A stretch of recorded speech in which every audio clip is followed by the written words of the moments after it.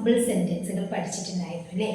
അപ്പോൾ എനിക്ക് കിട്ടാറുണ്ട്, കിട്ടുക എന്നുള്ള വെർബാണ് ഇന്ന് പഠിക്കുന്നത്.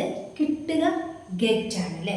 അപ്പോൾ എനിക്ക് കിട്ടാറുണ്ട് എന്ന് പറയുമ്പോൾ ഐ ഗെറ്റ് എന്ന്, എനിക്ക് കിട്ടാറുണ്ട്. എനിക്ക് ഒരുപാട് സമ്മാനങ്ങൾ കിട്ടാറുണ്ട് എന്ന് പറയാറുണ്ടല്ലോ. എനിക്ക് ഒരുപാട് സമ്മാനങ്ങൾ കിട്ടാറുണ്ട്. അതായത് പതിവ് കാര്യം പറയുന്നത് കൊണ്ട് തന്നെ I usually get a lot of gifts അല്ലേ? I usually get a lot of gifts. എനിക്ക് ഒരുപാട് സമ്മാനങ്ങൾ പതിവായിട്ട് കിട്ടാറുണ്ട്. ഇനി അവന് കിട്ടാറുണ്ട് എന്ന് പറയുമ്പോഴോ ഹി ഗെറ്റ്സ്. അപ്പോൾ വെർബിൻ്റെ കൂടെ ഒരു എസ് നമ്മൾ ആഡ് ചെയ്തു അല്ലേ? അവന് കിട്ടാറുണ്ട്. അവന് മാത്സിൽ നല്ല മാർക്ക് കിട്ടാറുണ്ട്. എന്നെങ്ങനെ അറിയാം?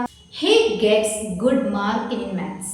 He gets good mark in maths അല്ലേ? അവന് മാത്സിൽ നല്ല മാർക്ക് കിട്ടാറുണ്ട്. ഇംഗ്ലീഷ് ആണെങ്കിൽ he gets good mark in English. Okay, അപ്പോൾ അങ്ങനെ നമുക്ക് പറയാം. അപ്പം ഹീയുടെ കൂടെ നമ്മൾ എസ് ആഡ് ചെയ്തു.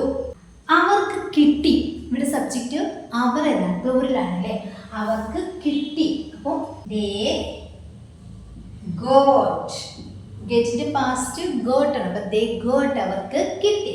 ഇനി അവന് നാളെ ജോലി കിട്ടും. അവന് നാളെ ജോലി കിട്ടും എന്ന് പറയുന്നത് വരാനിരിക്കുന്ന കാര്യമാണ്.